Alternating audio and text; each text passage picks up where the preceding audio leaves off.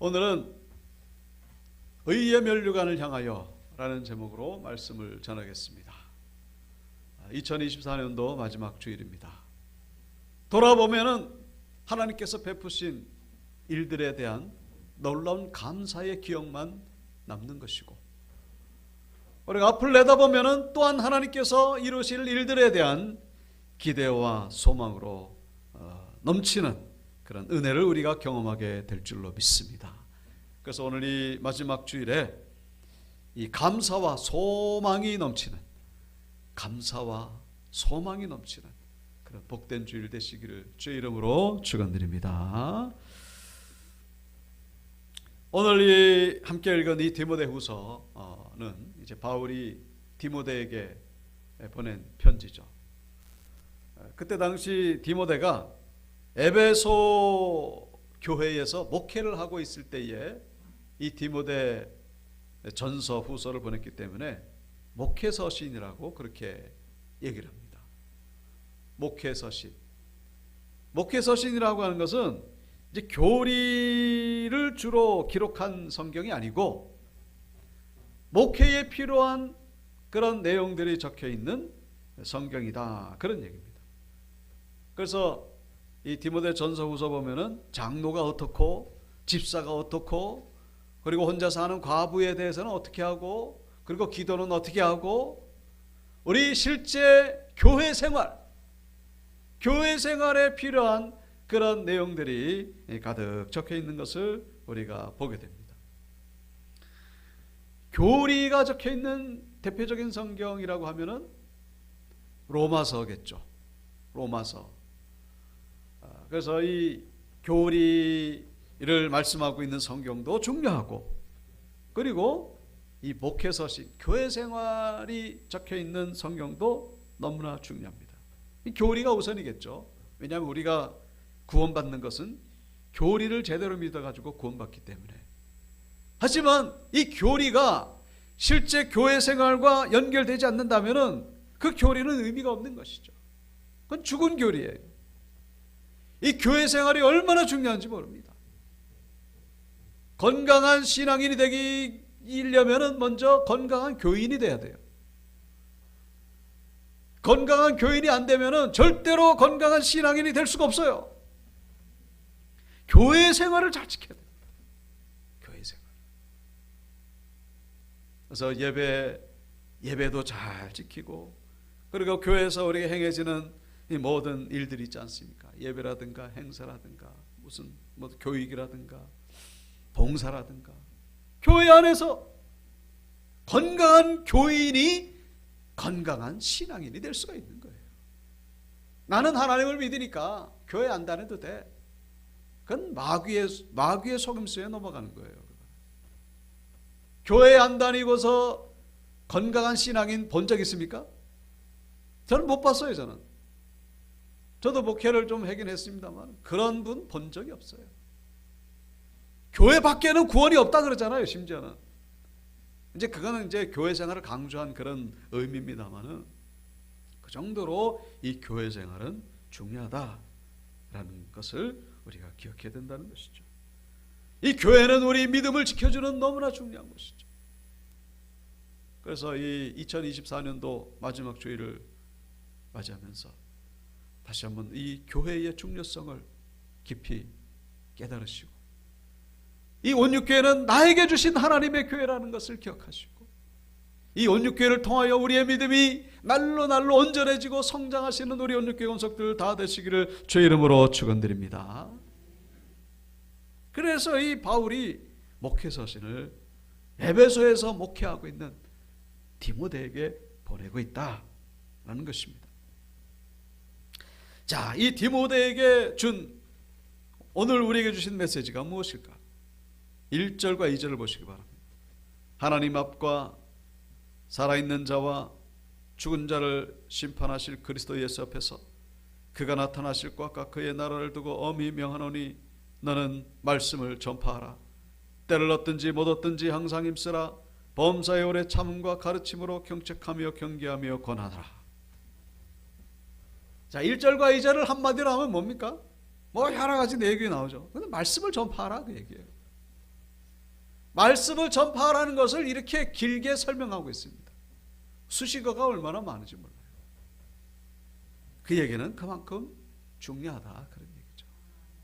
말씀을 전파하는 게 얼마나 중요하냐면은 하나님 앞과 예수 앞에서 그리고 하나님의 나라를 두고 명하노니 너는 말씀을 전파하라. 그래서 이 말씀을 어떻게 때를 놨든지 뭐든지 항상 있었는데 범사에 오래 참고 가르침으로 경책하며 경계하며 권하라.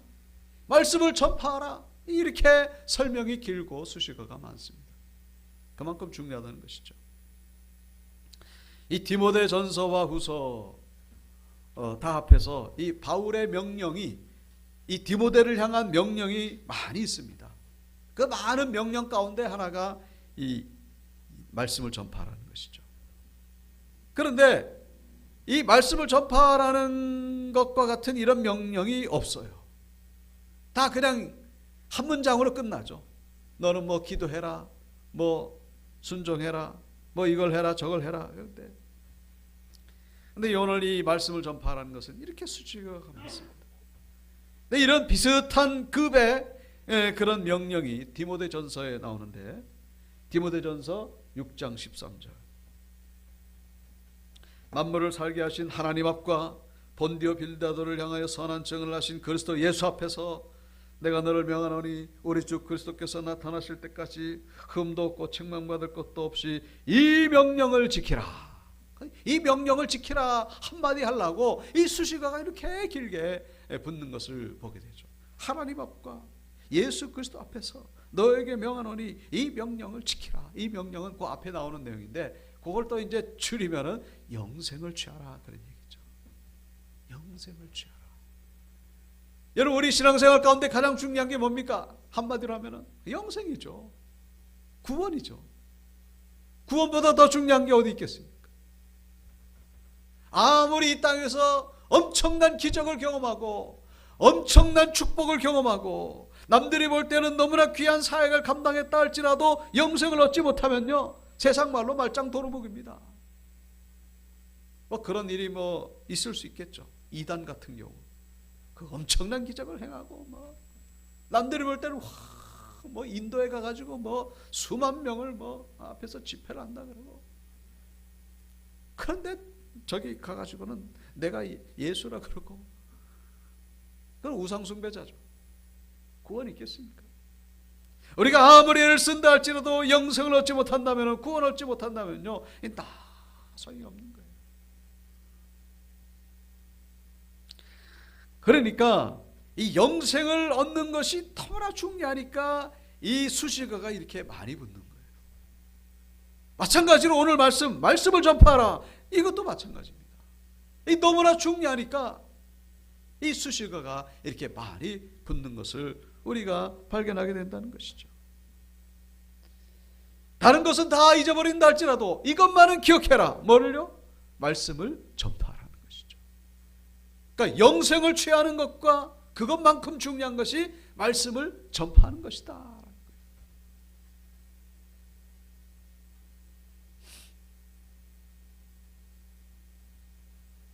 영생과 말씀을 전파하는 것이 어떻게 이것이 같은 급이라고 할 수 있겠는가? 여러분 하나님께서 우리를 구원하신 목적이 있죠. 왜 우리를 구원하셨습니까? 우리 하나님의 은혜로 이 땅에서 그냥 복받고 편하게 살고 잘 먹고 잘 살라고 그것이 목적입니까? 그것이 아니죠. 예수 그리스도의 은혜의 도를 전파하도록 하기 위해서 말씀을 전파하도록 하기 위해서 구원의 도를 전파하기 위하여 하나님께서 우리를 구원시키셨다라는 사실입니다. 우리에게서 구원의 도가 증거되지 않는다면 우리 안에 영생이 있는지 한번 의심해 봐야 된다는 거예요. 스피커가 저기 있잖아요. 예? 전시용 스피커 뭐 이런 특별한 목적 말고는 스피커를 왜 만들죠? 저거를 소리 잘 나게 하려고 만들잖아요. 근데 소리가 안 난다면요 저게 쓰레기통에 들어갈 때까지 소리가 한 번도 안 난다면은 저게 스피커입니까? 저는 스피커가 아니에요. 자동차가 한 번도 사람을 태운 적이 없거나 움직인 적이 한 번도 없다면 그게 자동차입니까? 그건 자동차도 아니고 스피커도 아닙니다. 우리가 한 번도 우리 안에서 예수 그리스도의 복음이 증거된 적이 없다면, 하나님의 말씀이 선포된 적이 없다면, 그 사람은 구원받은 자라고 말하기가 어렵다는 것입니다. 우리 안에 예수의 영이 들어오면 나를 통하여 예수의 복음이 당연히 나가게 되는 거예요. 그래서 이 영생을 취하는 것과 말씀을 전파하는 것은 이렇게 중요하다라는 것을 오늘 이 바울이 디모데에게 전하고 있는 것입니다. 정체성이죠. 정체성. 우리의 신앙인의 정체성, 성도의 정체성은 바로 말씀을 붙잡는 데 있는 것이고 말씀을 전하는 데 있다는 사실. 말씀과 함께 우리는 저 천국 갈 때까지 말씀과 함께 가는 그런 존재라는 사실을 잊어서는 안 된다는 것입니다. 늘 말씀이 가까이 있어야 돼요. 그래서 너는 말씀을 전파하라. 왜냐? 바로 그것이 너의 정체성이다라는 거예요. 그것 때문에 너가 구원받았고 너가 에베소 교회에 목회를 하는 것이고 너가 지금 살아가는 이유가 바로 여기에 있다. 또 하나의 이유가 있습니다. 말씀을 전파해야 되는 이유. 3절부터 5절까지 3절 4절 나오죠. 때가 이르니 사람이 바른 교훈을 받지 아니하고 귀가 가려워서 자기의 사욕을 따를 스승을 많이 두고 또 그 길을 진리에서 돌이켜 허탄한 이야기를 따르기 때문에, 그래서 너는 말씀을 전파해야 된다라는 거예요. 세상에 수많은 말씀들이 많아요. 수많은 사상과 말들과 신념들이 많고 뭐 정치, 경제, 사회, 문화, 예술, 오락, 얼마나 많은 말들이 쏟아져 나옵니까? 근데 하나님의 말씀이 아닌 것은 다 뭐라고요? 자기 가려운 길을 긁어주는 그런 말에 지나지 않는다. 4절에 나오죠. 진리에서 돌이켜 허탄한 이야기를 따르리라. 여러분, 진리가 아닌 것은요, 죄송하지만 다 허탄한 이야기예요. 그 이야기가 진리를 돋보이게 하는데 진리와 연관이 없다면 다 허탄한 이야기예요. 다 죽거든요. 죽음으로 끝납니다. 그 영생과 무슨 상관이 있습니까? 다 놔두고 말짱 도루묵입니다. 물론 이 땅에서 살면서 뭐 도움이 되는 그런 유익한 정보도 있고 지식도 있고 그렇겠죠.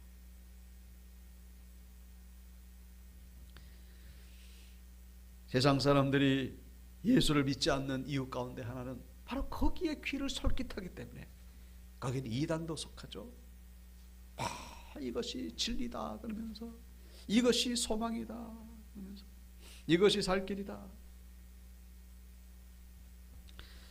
언젠가도 잠깐 말씀드린 적이 있습니다만, 이 디모데가 목회하고 있는 에베소가 어떤 것이냐? 에베소가 지금의 저 터키 이즈미르라고 하는 거기에 있는 도시입니다. 근데 지금은 에베소라는 명칭을 안 쓰고 이즈미르 그렇게 쓰는데, 근데 에베소가 이 성경 시대 당시에 인구가 25만 명이었습니다. 로마가 100만 명, 로마의 4분의 1 규모죠. 25만 명이면 엄청납니다.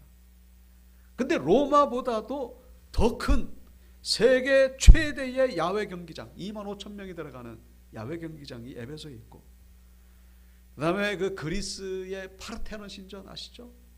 그게 뭐 세계 문화 1위라고 합니다. 1호죠. 1호라고 하는데, 그 파르테논 신전보다 2배나 더 큰 아데미 신전이 바로 이 에베소에 있을 정도입니다. 아데미 신전이 그렇게 크게 있다라고 하는 것은요, 그만큼 우상 숭배가 아주 심하고, 그 다음에 원형 경기장이 컸다 그런 얘기는 그만큼 잘 먹고 잘 살았다 그런 얘기죠. 여러분, 잘 먹고 잘 살고 미신이 우상에 이렇게 숭배하면요, 또 뭐가 발달합니까? 이 성적인 문화가 그렇게 음란하고 타락하고, 기독교 기준, 말씀의 기준으로 보면 그런 거예요. 그리고 이 에베소는 그 그리스 로마 문명, 이 에베소 거기서 바다를 바로 건너가면 그 그리스거든요. 그리스 로마. 그리스 로마 하면은 뭐가 생각납니까? 신화가 생각나죠. 신화. 그리스 로마 뭐 제우스니 뭐 큐피드니 비너스니 신화. 제우스가 뭐 누구하고 결혼해 가지고 아들을 포세이돈을 낳고 뭐 신들끼리 결혼하고 뭐 지들끼리 싸우고. 신화는 말하자면 미신이죠. 그때 또 놀랍게도 이 그리스 로마 하면 뭐가 또 생겨요? 철학. 소크라테스, 아리스토텔레스, 플라톤. 이 철학은 뭡니까? 이성적이고 합리적이고. 참 이 아이러니가 아닐 수 없어요. 그 신화와 철학이 공존하는 곳. 신화는 미신이고 철학은 이성이에요. 근데 그것이 함께 갑니다. 그리스 로마. 여러분 그것이 이 시대도 똑같습니다. 이 시대가 과학이 발달하고 문명이 발달했잖아요. 그럼 점집이 없어지고 무당이 사라지고 그래야 되잖아요. 그런데 놀라운 사실은요, 더 많아집니다. 더 잘 돼요.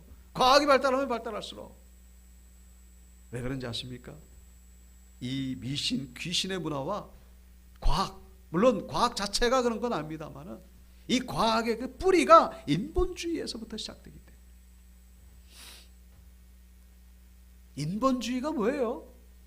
여러분, 인본주의가 이 뭐 좋은 말로 휴머니즘이고 인본주의지, 여러분 영적으로 볼 때는 그게 다 귀신이에요. 다 우상이거든요. 인본주의는 결국 하나님 앞에 내가 잘났다 그 얘기예요. 하나님이 어디 있어?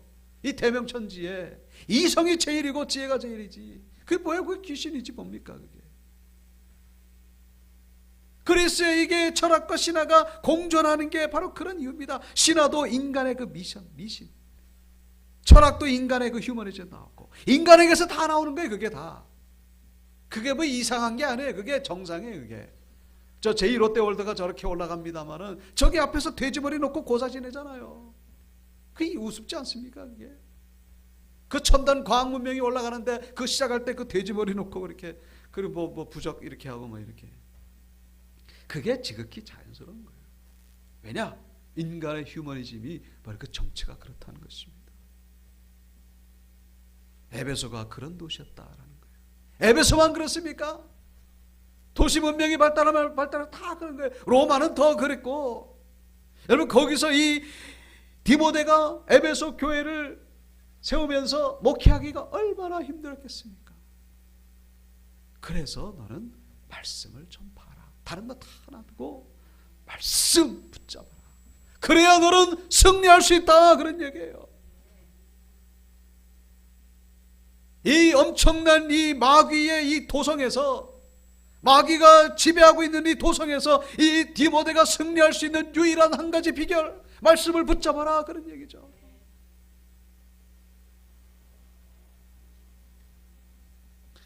사도행전 19장에 보면은 이 디모데가 에베소에서 목회하기 전에 바울이 에베소에서 사역했던 내용이 나옵니다. 그렇게 해서 이 에베소가 교회가 세워졌던 것 같아요.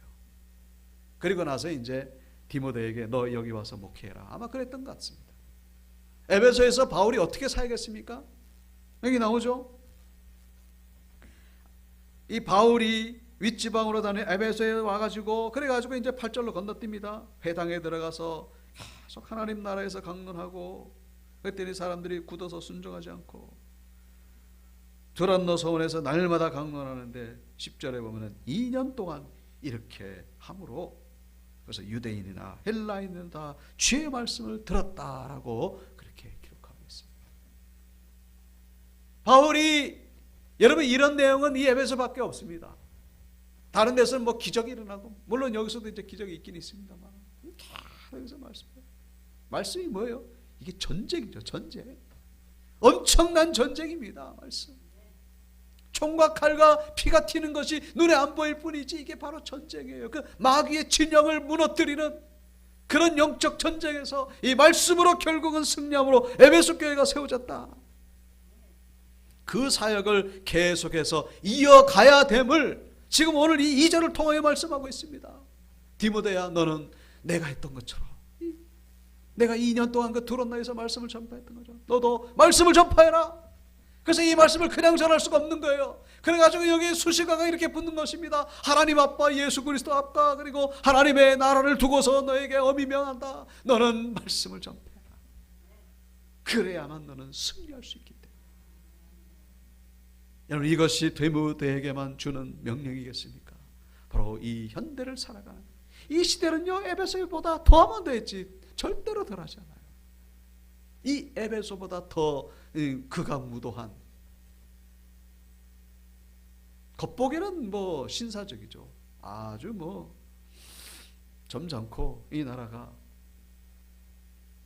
영적으로 보면은 귀신으로 가득 차 있는 거예요. 허탄한 이야기가 다른 게 아니고 하나님과 아무 상관이 없는 이야기. 하나님과 접목할 때에 비로소 그건 유익한 이야기가 되는 거예요. 거기 하나님이 있느냐 없느냐 그걸로 우리는 결정짓는 것이죠. 그것이 뭐 내게 유익하면 뭐 좋겠습니다만은,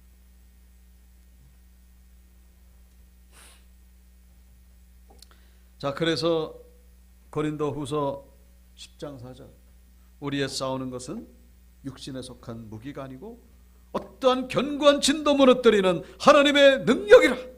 모든 이론을 무너뜨리고 하나님 아는 것을 대적하여 높아진 것을 다 무너뜨리고 모든 생각을 사로잡아 그리스도에게 복종하게 하는 것. 하나님의 능력, 그것이 바로 하나님의 말씀이라는 사실. 여러분, 디모데와 같은 똑같은 사명이 우리에게 주어졌다는 사실을 기억하시는 우리 모두가 되시길 주의 이름으로 축원드립니다. 우리의 정체성을 잃어버리지 않기 위해서, 그리고 우리를 통하여 하나님의 능력이 나타나기 위해서 우리는 말씀을 붙잡아야 돼. 말씀을 늘 가까이 해야 된다는 것입니다.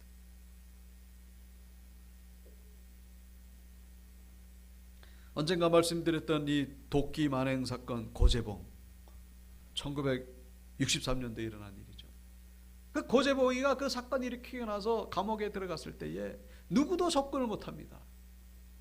너무나 흉폭해가지고 오면은 뭐 눈을 다 찌른다고 하니까 뭐 간수들도 감히 접근을 못해요. 근데 그가 변화됐습니다. 안국선이라고 하는 집사님이 계속해서 찾아와가지고 복음을 전하고 성경책을 줬는데 그 성경책을 읽다가 그냥 변화된 거예요.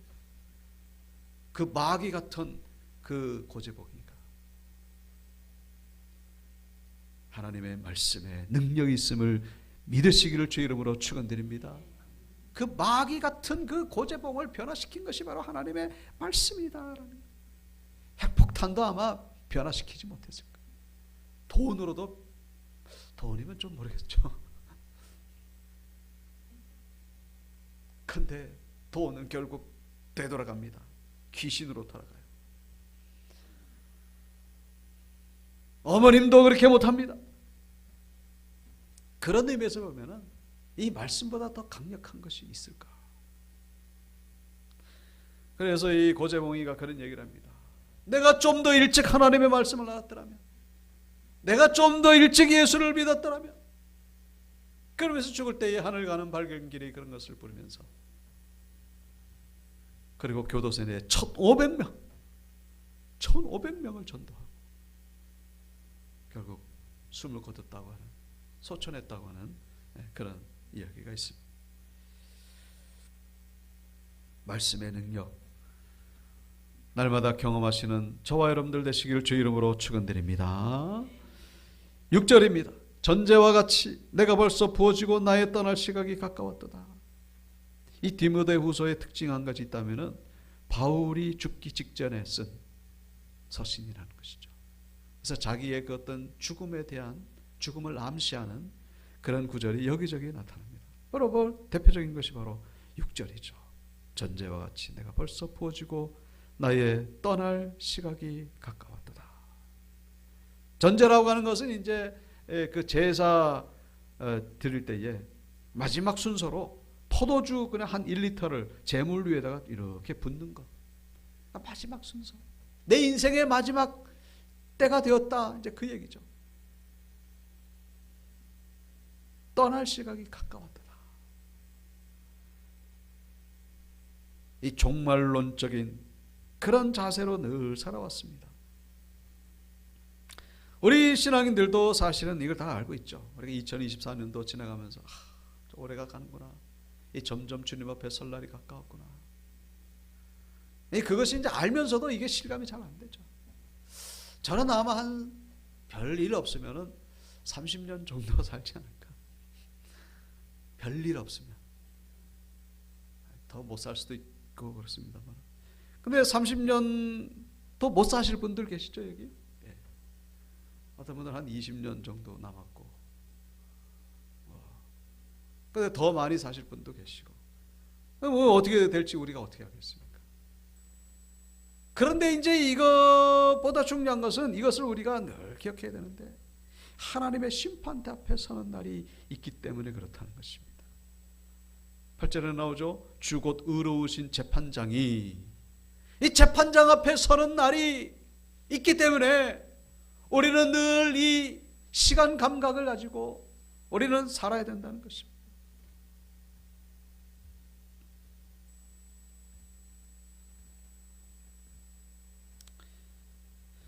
그래서 이 바울의 이 고백과 같이 우리가 심판대에서 우리가 이제 구원받기 위해서 심판을 받는 것은 아니죠. 언젠가 말씀드렸습니다만 이미 구원은 우리의 것입니다. 믿는 순간 이미 구원은 과거가 되는 거예요. 중요한 것은 우리가 오늘 말씀의 제목이죠. 면류관을 받을 수 있겠는가 하는 것이죠. 면류관을 받을 수 있겠는가. 다 면류관을 쓰는데 나만 면류관 못 쓴다면.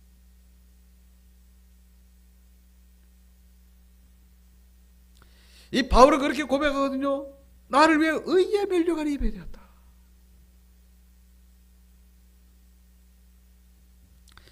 어떻게 의의 면류관을 받는지 7절에 말씀하고 있죠. 나는 선한 싸움을 싸우고 나의 달려갈 길을 마치고 믿음을 지켜노라 라고 그렇게 고백하고 있습니다. 선한 싸움, 이 싸움에 해당되는 헬라어가 아고나인데, 이 아고나는 그 원형 경기장에 이 맹수와 사형수를 같이 집어넣고 싸우게 합니다. 그 시민들 하여금 그거 보면서 열광에 빠뜨리는 거, 이제 그게 일종의 포퓰리즘이죠. 그 정신 못 차리게 하고 막 그래가지고 이 사형수 거기서 살아나면 이제 다행인데 죽으면 죽는 거예요. 사형수니까. 그런 장면에 해당되는 것이 바로 아고나입니다. 목숨을 걸고 바울의 인생이 그랬다는 거예요. 내 인생이 죽느냐 사느냐 했다는 거죠. 여러분 그런 분들 계십니까? 저는 이 말씀을 묵상하면 좀 부끄럽죠. 참. 죽느냐 사느냐 그러면서. 근데 왜 바울이 이렇게 살았습니까? 바울은 원래 그렇게 살 필요가 전혀 없는 사람입니다.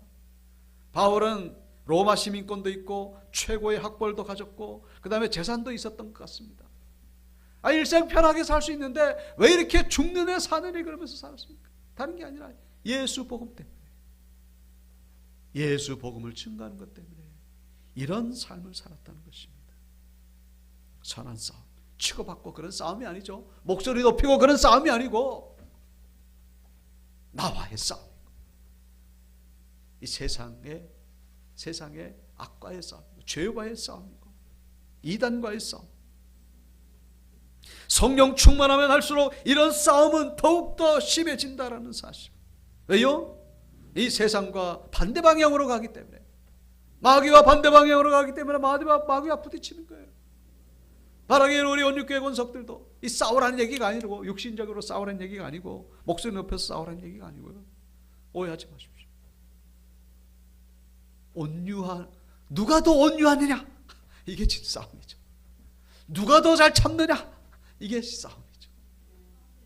누구 목소리가 더 높으냐? 이게 싸움이 아니고 그건 세상 싸움이고, 누가 더 잘 참느냐? 누가 더 희생하느냐? 누가 더 희생 내기 하는 거예요. 손해보는 내기. 이 바로 그리스도의 군사고 의의 군사죠.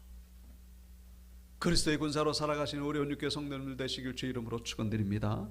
그럴 때에 의의 면류관을 받게 된다, 그런 얘기죠. 나의 달려갈 길을 마치고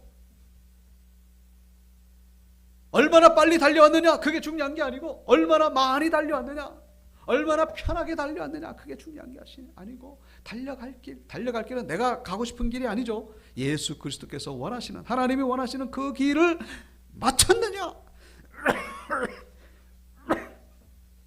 마치기만 하면 되는 거예요. 하나님은 우리에게 능력을 요구하는 것이 아니라 순종을 요구하신다는 사실. 하나님 우리에게 네 얼마나 열매 보자. 네가 공로가 얼마나 크냐 보자. 여러분 우리 자신이 하나님 앞에 열매나는 사실을 잊지 마시기 바랍니다. 우리가 순종했던 우리 자신이 바로 그래서 하나님은 우리에게 더 큰 관심을 가지고 있습니다. 바울은 그렇게 살았다는 것입니다. 마지막으로 믿음을 지켰노라. 우리는 건강 지키기 위해서 애를 쓰죠. 재물을 지키기 위해서 애를 쓰고 자존심 지키려고 명예를 지키려고 애를 씁니다. 목숨을 걸죠. 그러나 정말로 지켜야 될 것은 바로 예수 그리스도의 믿음이라는 사실. 믿음을 지킬 때에 우리는 의의 면류관을 받게 된다는 것을 기억하시고 우리 8절을 다 같이 한 목소리로 한번 읽어보겠습니다. 시작. 이제후로는 나를 위하여 의의 면류관이 예배되었으므로 주 곧 의로우신 재판장이 그 나라에 내게 주실 것이며 내게만 아니라 주의 나타나심을 사모하는 모든 자에게 도니라. 아멘. 말씀을 마칩니다. 이 바울이 받았던 그 의의 면류관을 우리 연유교원석들 믿음으로 정말 한 사람도 예 없이 다 받게 되기를 주 이름으로 축원드립니다.